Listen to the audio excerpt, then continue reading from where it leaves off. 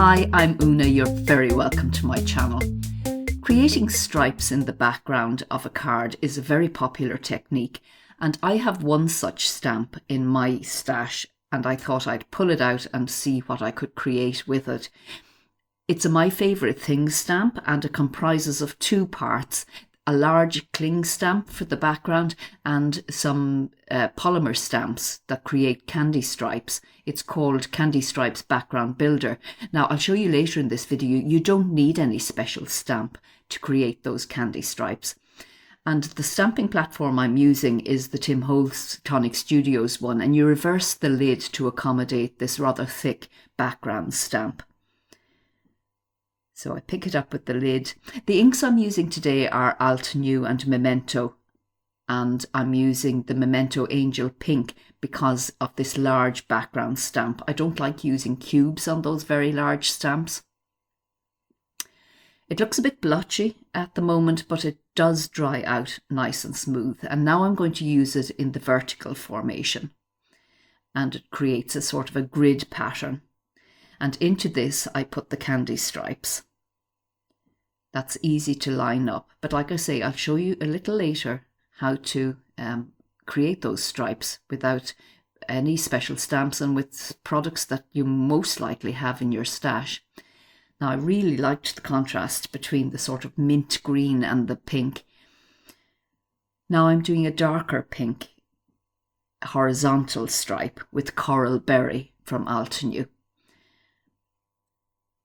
And I really liked that contrast, so continued putting in that stripe, and I put it into every second area because I wanted to go back and fill in the intervening areas with a darker green. And I realized now that using the two components to the stamp, to this candy stripes element, I could get 3 stripes in one go, just by masking off the middle stripe in the 3 section. And then using them again, I was able to get the card completed in 2 goes. And I do like the way it turned out. Let me know if you do too. And this is how you can do the stripes. First of all, I used colouring pencils. And then I used a fine liner, and then I used a silver gel pen and an ordinary graphite pencil.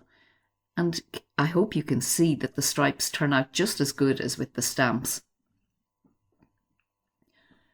To decorate the card, I used an envelope die. These little dies I've had in my stash for ages as well. I don't know if I'll even be able to remember where I got this one. So I cut it out and emboss it in my hand-cranked tabletop machine, which I absolutely love. This envelope creates a really cute embellishment, and it doesn't hide too much of the patterned paper that was created. The glue I'm using is in a Gina K bottle is high-tack, fast-tack glue.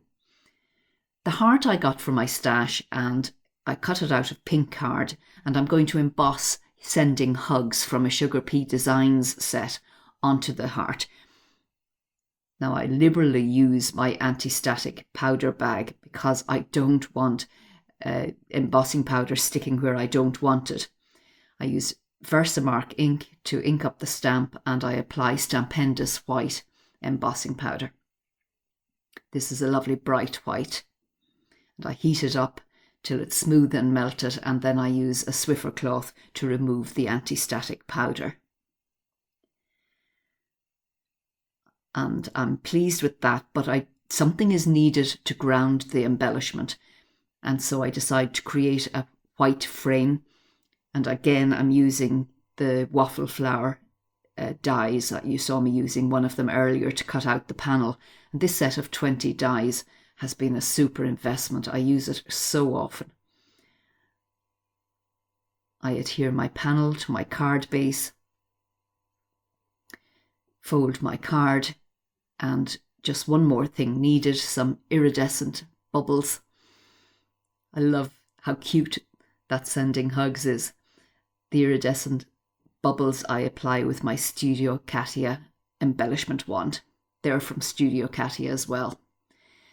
For the second card, I work out where I need to put my card base behind the cling stamp so that I'll get some, not horizontal, vertical, not vertical. What am I looking for? Diagonal stripes. And I mask off the stripes on the stamp so that I'll be able to apply ink to just the stripe that I want to print on my card. And I'm using Memento Lulu Lavender. And look, 3 times I closed it and inked and closed it again. And I was so lucky that I didn't get any ink on those masking post-its, because you're supposed to remove those before you stamp. And luckily, I just remembered at the last moment to remove them when I was doing the second stripe. You wouldn't believe how many projects I've damaged, destroyed, by forgetting to remove masking paper from my stamps. And now I want to show you another mistake I made. Do you see the tiny gap between the 2 pieces of post-it tape on the bottom? That caused me to get a teal stain on my card panel. You can't see it in the video, but believe me, it's there. And the process worked fairly well from here on. I just kept covering up the stripes on the stamp with post-it notes and inking up the stripe that I was stamping at that moment. And I was using a rainbow of Memento and Altenew inks. I don't have a good orange, so that buttercream from Altenew isn't really orangey. Now, I made several mistakes by the time I finished. The red stripe didn't go to the edge of the card, and I made a fuzzy mark trying to restamp it. In the end, I salvaged a lovely panel. I cut it out with a Waffle Flower die, added a mirror card hello, matted it on black card, covered up the red boo-boo with a please forgive me occasional label from Mama Elephant, and I was pleased that this was looking okay. But the orange stripe did have a blemish, so I pulled out this card that I got during the week from Crafter's Companion. I think it's meant to be bronze or copper, but it's really orangey looking, so I thought it was the perfect thing to cover up my orange stripe. And nobody was ever going to know that it was a mistake I was covering up. And now I'm really pleased with it.